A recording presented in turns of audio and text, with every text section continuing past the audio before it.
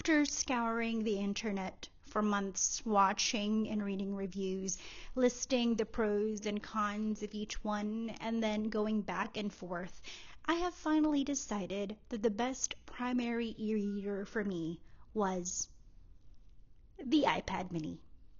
Why, you ask? Well, in this video, I will hopefully be able to succinctly explain how I got to this resolution and hopefully give you some insight in case you're also on the hunt for an e-reader. First, the iPad has everything that I personally need in an e-reader, including being able to read in color. And then some. For reading, I can use Libby, my preferred reading app, where I can borrow books directly from my local library, as well as Apple Books, the other platform which I have accumulated ebooks from over the last several years. You can also access other reading apps such as Kindle or Kobo if you already have accounts on those systems as well, but I don't. Additionally, I also plan on using the iPad mini as a grab-and-go, easily accessible, and portable digital journal and coloring book for my solo, offline, but digital hobby needs. Full disclosure, I don't plan on setting up my emails or accessing my text messages on my iPad, nor will I download YouTube and other streaming apps, as I would like to be distraction-free when I'm reading. And don't get me wrong, this is very, very, very expensive tech to be purposefully dumbed down, as it's very clear that I don't plan on using it to its fullest potential. But if you're somebody who is doing your due diligence and researching e-readers and other alternatives, and you just happen to come across this video, hi, by the way, welcome. Be rest assured that if you're the kind of person who likes everything in one place, then the iPad mini is a good investment if you can afford it. And I'm not just saying that to be facetious either. We should not get into debt for an iPad.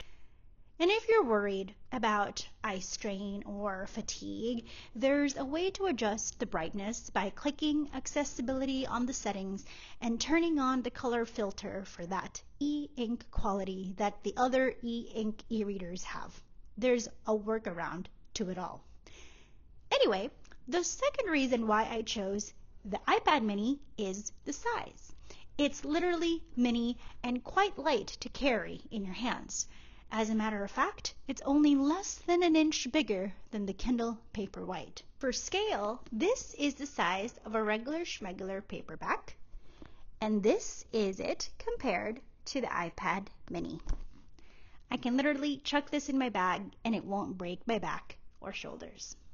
The compact size is important for me because I cannot tell you how many times my old iPad Pro from 2018 have fallen flat on my face whenever I read with it laying down at night as to not disturb my husband from sleeping, or how cumbersome it is to bring when I'm traveling because it's so bulky and heavy. So I end up using my rink-a-dink phone to read instead, which is distraction-free on a long-haul flight, but a distraction gold mine when on land.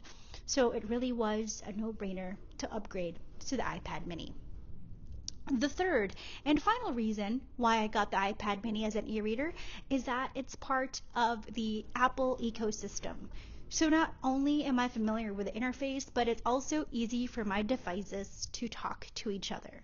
And since iPad tech hasn't really changed much over the last several years, except for maybe changing it up with the Apple Pencil, I plan on hauling this iPad wherever I go. So I am investing on it now, as I plan on keeping it forever with only a few software updates here and there. Now, I understand that there are some cons to using the iPad as an e-reader.